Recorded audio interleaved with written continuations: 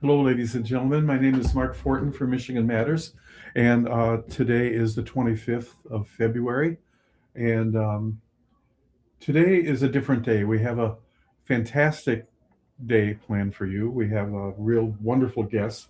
Something a little bit different than we've been doing. We've been doing so many political things, but in a way, this kind of is too, I think.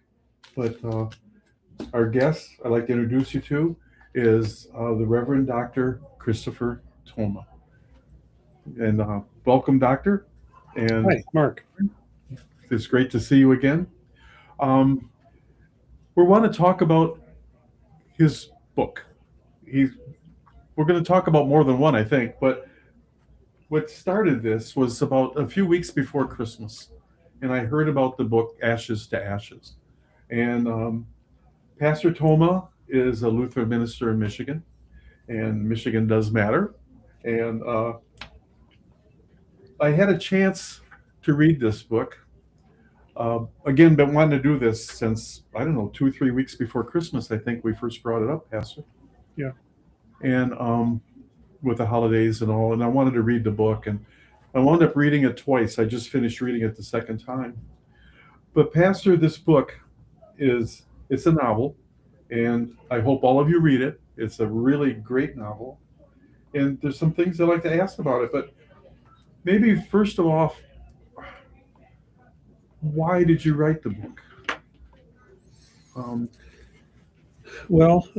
So the book, the novel itself, the premise of the book, for those who don't know, is essentially a pastor is visiting one of his parishioners, and he wakes up all of a sudden, and the parishioner's dead. She's dead, and um, he doesn't know what happened. Something happened to him while he was there visiting with her, but when he wakes up, she's dead.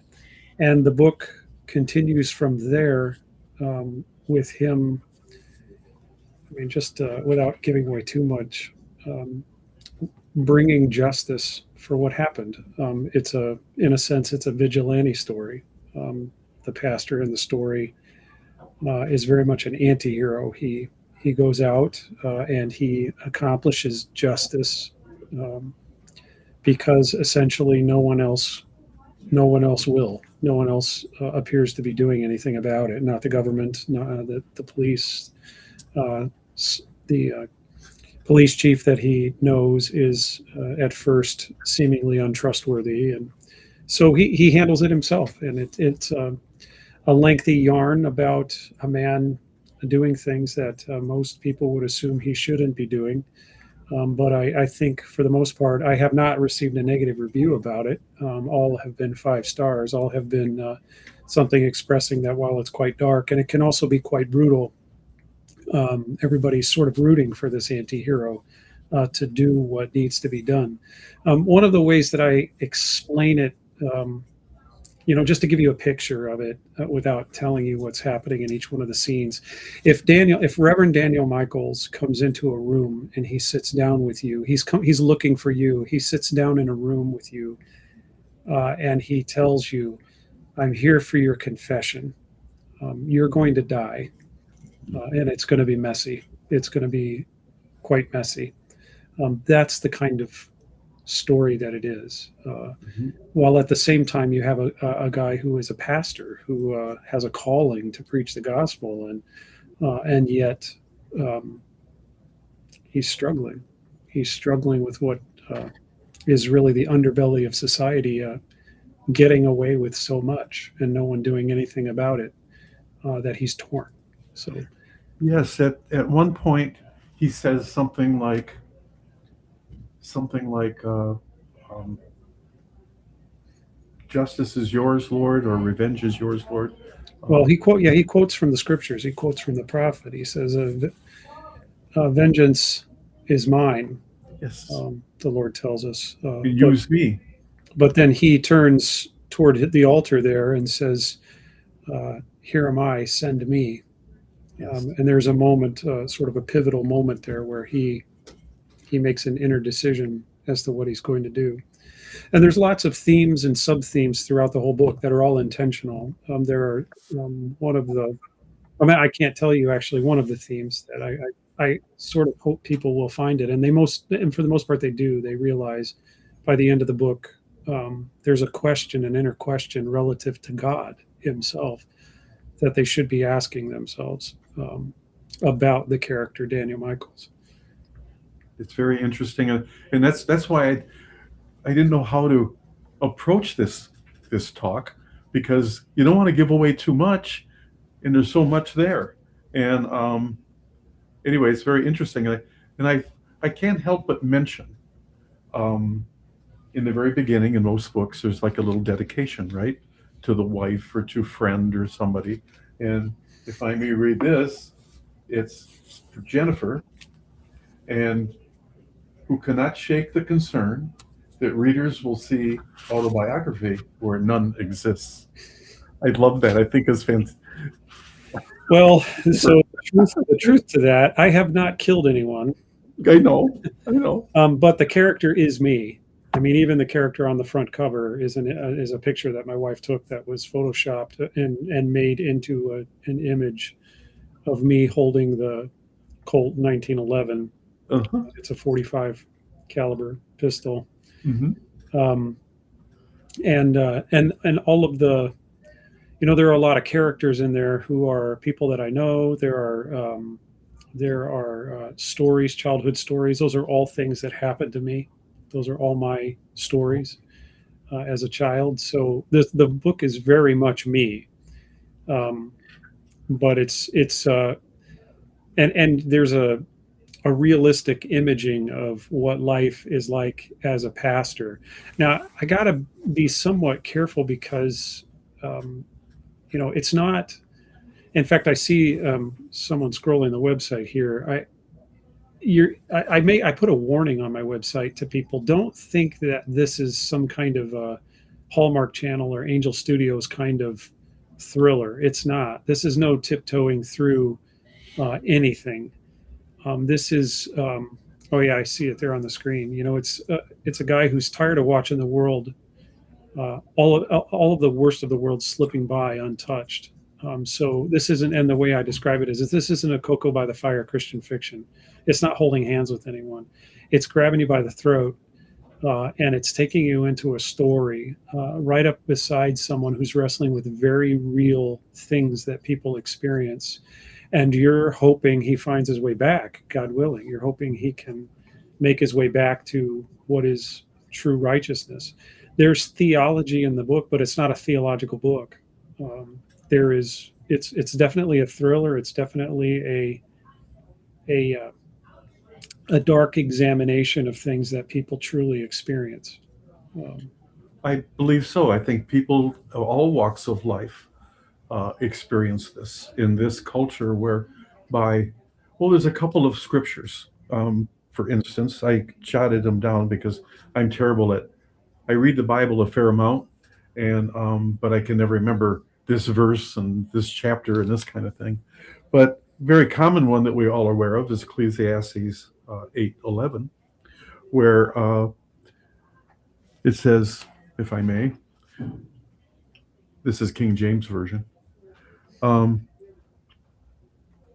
because sentence against an evil work is not executed speedily, therefore the heart of the sons of man is fully set in them to do evil.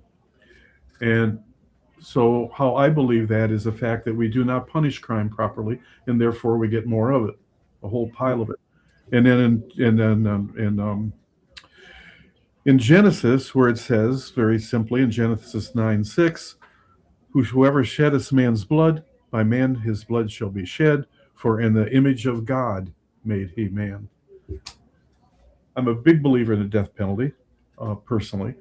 And I think that because we have so many atrocities and they are not paid for properly, that we get more of them. They compound.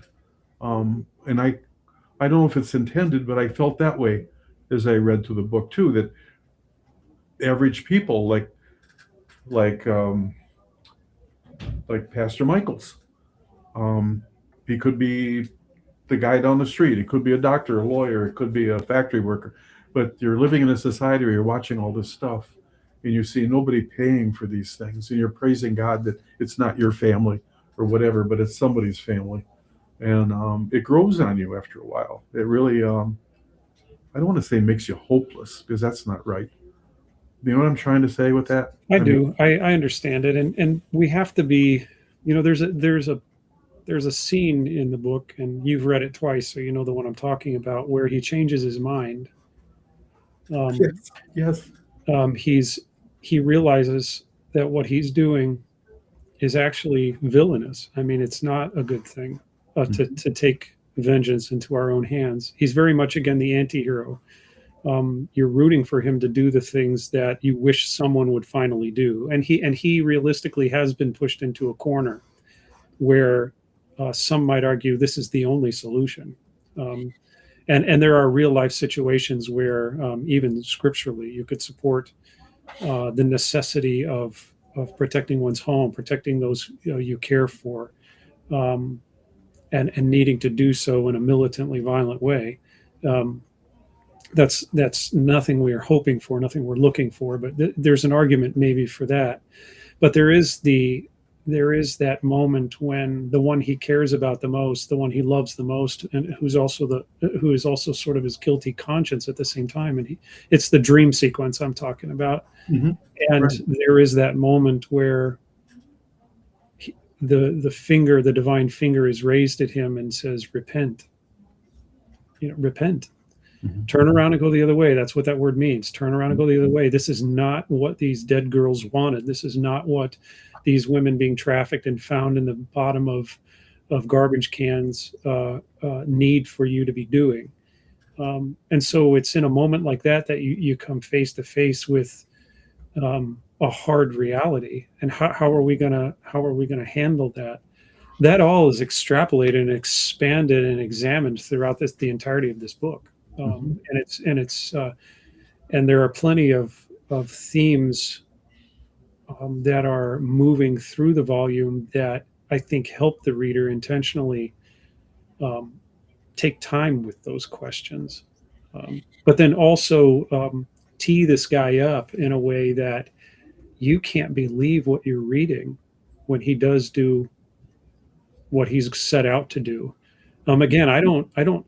Some It sounds terrible, but some of my favorite parts of writing this book was the gore. I mean, I watched scary movies when I was a kid, and I loved Uh-huh. scary movies as a child, and I still watch them on occasion. They're usually kind of garbage, but um, I had a lot of fun describing what happens when Oh, yes. such weaponry is used. Hmm. Uh, so And when we talked earlier too, before we started, when I read it the first time, uh, I'm not sure about my mindset, but I know I wanted to know what it was about because naturally you and I were going to talk and this and that. So I think I was reading it more studiously, I guess you might say, more like a student. What's this about? But the second time I read it was a much more emotional experience, and I thought that was interesting too. My own reaction to it all. Um, it's to me, it's the kind of movie that it would be really. This would be a fantastic movie. This book would be a fantastic movie, and well, that's what I was we'll see what happens. thinking You the never know. second You time. never know. Yeah, you never know. It would But be amazing. It would be really good. Um, but anyway, so so was there anything particular that gave you the idea to write the book, or I think you mentioned it didn't take you a great deal of time, which I, yeah, I impresses me. have as we were sort of talking about before going on the air, I have this inclination to write a lot. I've written several books. I don't know how many now, maybe 15, 16. This might actually maybe more than that. But I have this urge constantly to write something almost every day. I was joking with you before that it's kind of, I consider it a disease. I mean, a lot of people would probably like to have it, but I it's a do. disease. If I don't write something, I feel like my head's going to sort of split open and spray words on the wall. That's the way I joke about it. So I don't have a problem writing anything or expressing myself through the written word. Um, the idea for the book, and I have, I have a cinematic mind in general. When even when I'm writing a sermon, I'm writing in a way that I not only want people to hear what's being preached, but I want them to be there. So, when if I'm describing the Ark of the Covenant, I want them to see the smoke billowing and curling around it. I want them to feel as though they can smell the Sea of Galilee when the storm is just about to hit the boat. So I'm kind of that way. So even as I'm driving along out on visitations or going to a hospital visit or something, I'm sort of thinking about these things. And music is a big part of my life too. I can, when I get music, when I attach music to these visualizations, I become inspired in a lot of ways. So I happen to be listening to a song, the Johnny Cash song, that sort of Mm-hmm. is another theme in the book. I happen to be listening to that while I was driving, and I explain it in the preface. I was driving to visit someone, and I just had that thought in my head. What would I do if I woke up? I went to visit someone. I suddenly woke up and they were dead. What? It just seemed like a really neat idea for a story, and I don't know. And so I sat on it for months, months and months. I didn't do anything about it, and then um, eventually I started tapping away at the computer and putting something together. Now, in order to formulate the story, I needed a crime, and a writer he writes what he knows, which is why this whole book, is essentially me. Um, and things that I wrestle with, thoughts that I have, but things that I know as a pastor, just in the life of a parish. But I thought, as a father, I'm a father of four. I have two sons and two daughters, and I thought to myself, what is it that could ever happen in real life that would push me over the edge, or could push me over the edge? Where would I teeter? And the first thought that came to mind was, if my daughters were ever kidnapped or trafficked or something like that. And so that became the thrust of the story itself. Here is a situation where that's happening in this guy's community. And in fact, it's happening. People in his own congregation are involved in it. People that he knows and trusts, people who've been council presidents and, sat on the elders and board and, things like that. They're people that are around him, and it's happening in a very small community. I write it about my own hometown, Linden, Michigan. It's where I live. And so, what would a guy do if he found out this was going on in his town? But not only that, I mean, things were happening. I mean, you probably remember the scene in there where Chief Stern, Chief Stern and Pastor Michaels are talking, and he learns that one of the characters he's been listening to in the audio files and reading about in the diary, they found her in a dumpster, Yep. and the only way they could identify was by her teeth. She was so badly beaten and bruised and just thrown away. Mm-hmm. That happens in this world, but when you're watching it on the news, again, you say things like you said before, Mark, well, praise God, it's not me and my family. But what happens when it is your family? That's right. What is a man going to do? And so you have lots of things you can examine as a Christian. Again, I'll say this is not a theological book, but I think Christians pick it up, read it, and say, what would I do? How would I respond? Here's an opportunity to wrestle with those things and watch a man who should know better, and who does know better and does often fall into that better knowledge. And throughout the book, his calling is what I call it. His calling, his role as a pastor, his calling will sometimes pull him back into grace, pull him back into faithfulness. But then the reality of the world will sometimes have an allure that pulls him away. The way I kind of look at things too, God has given the government the sword to do justice and that kind of thing. Christians we're supposed to forgive, but it's harder to forgive if the government wield the sword properly. And it would be easier for a Christian to forgive, knowing that in this life this person got justice, whether it's bank robbery or whatever. But we're talking about more serious things, naturally. But if there is no justice, it's harder to forgive. It seems to bring out a rage in you. It seems to bring out a real anger. And there is such a thing as righteous anger, as you know. But I wish I could describe how I feel about this, but um, I don't have the vocabulary, I don't Well, think. I think you're wrestling with the very visceral nature that the book is supposed to prompt. Mhm. You know, it's that you're wrestling with, again, with something that's very real within people. But I suppose I would add to that, the thing about the gospel itself, forgiveness being hard or easy, in one sense, it doesn't really matter. Um, the gospel is the gospel, and when we don't know what's going on, we go to what we do know. Um, we know that no matter the crime, um, no matter the dreadfulness of it, the measure of it, Christ paid for all of it. Mhm. He covered all of it. And by virtue of the forgiveness of sins that he's given to us, for those who are penitent, Mhm. uh, those who are repentant, forgiveness is also given. But that again is another theme that will play out in the book. He doesn't just go around murdering people. No. He's at a point where it is he has his ritual.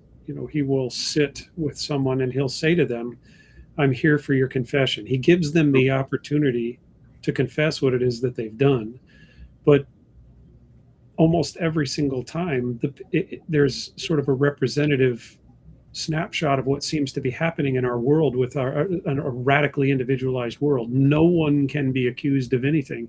You can't tell anybody that they've done anything wrong. There is no objective truth. It's all subjective in every single way. And that is not a world that can survive. That's not a society that can survive for very long, where that is the standard, when the only objective truth is that there is no such thing as objective truth.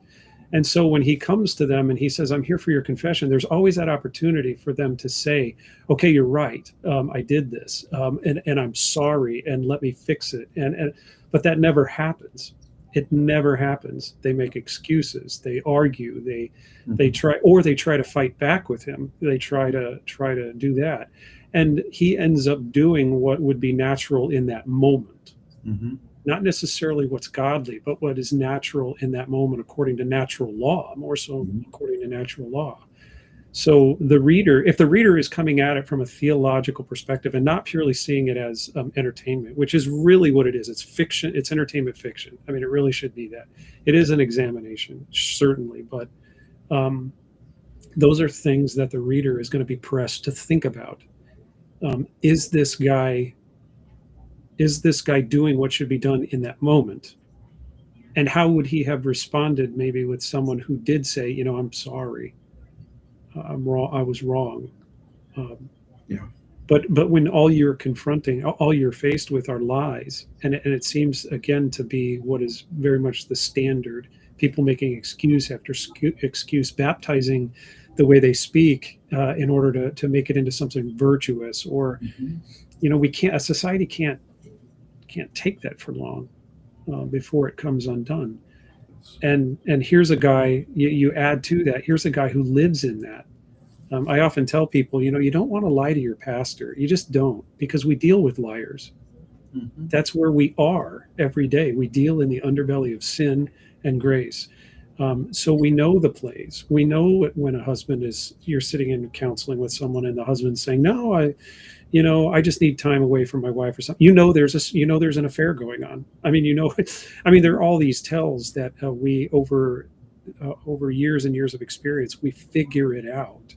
Yeah. We're a hard bunch to lie to, Mhm. and he is a guy again who has met his limits, and this is how it plays out. And you're hoping and praying. Even as I'm writing it, I should be very honest. As I was writing it, I didn't know what was coming. I got in beside the character and I wrote, and I walked alongside him and just let it happen as it happened.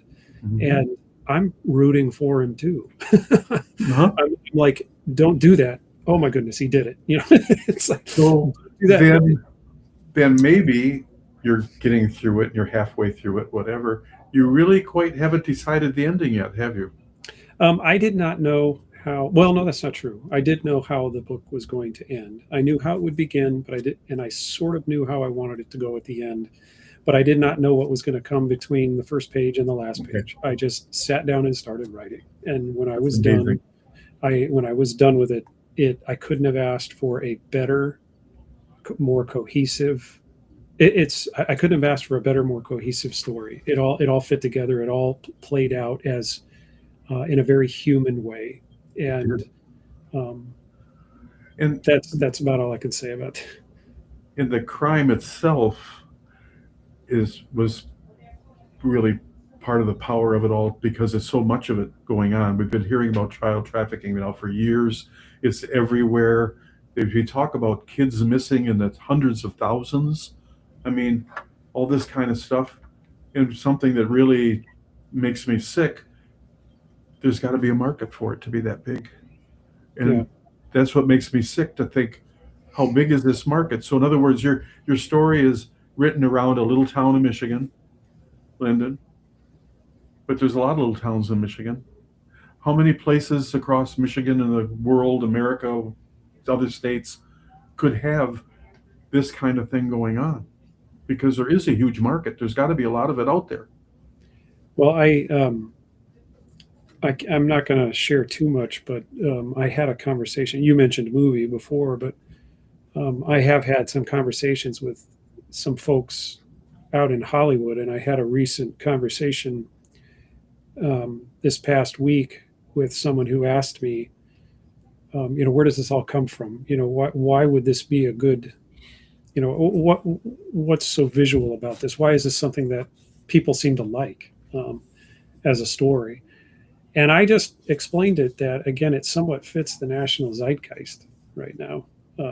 Again, you've got a society for the most part that's just tired of people getting away with everything. And it's not a justification in any way to sort of deal with it the way I do in this volume. But what it is to say, it is tapping into something that's very real in America right now.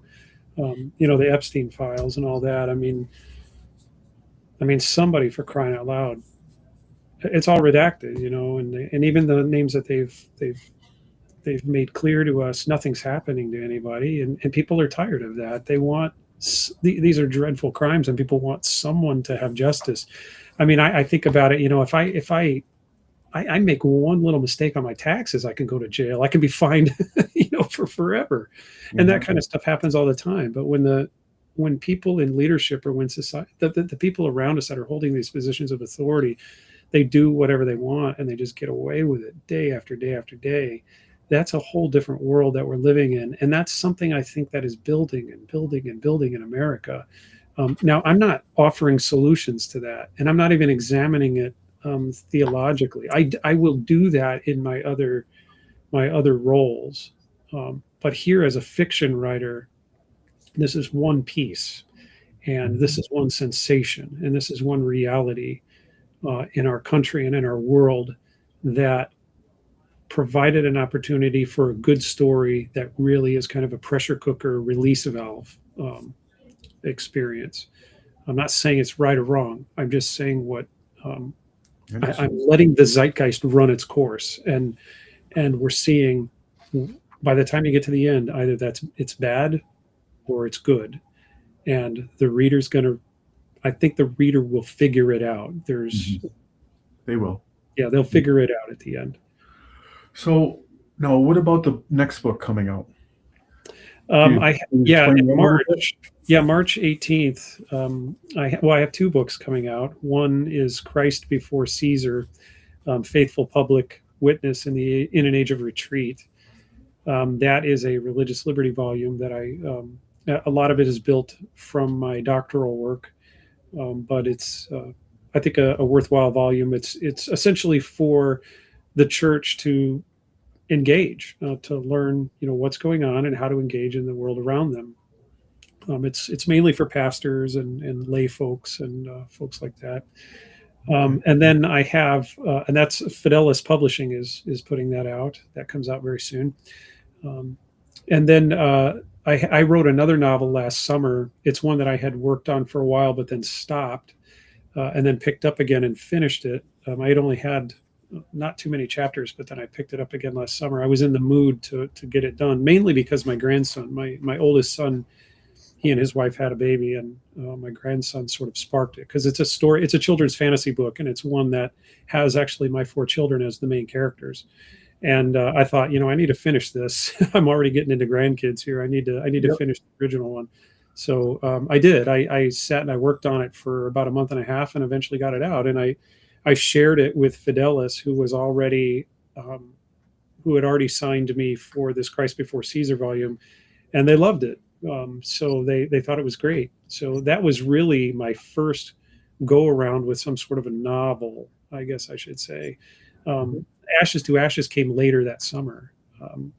So I started typing away on Ashes to Ashes, and then went off to Florida for 2 weeks, where I finished it. Sat every morning, 5:30 a.m. I get up every morning very early. I get up at 5:30 and I write till about 10.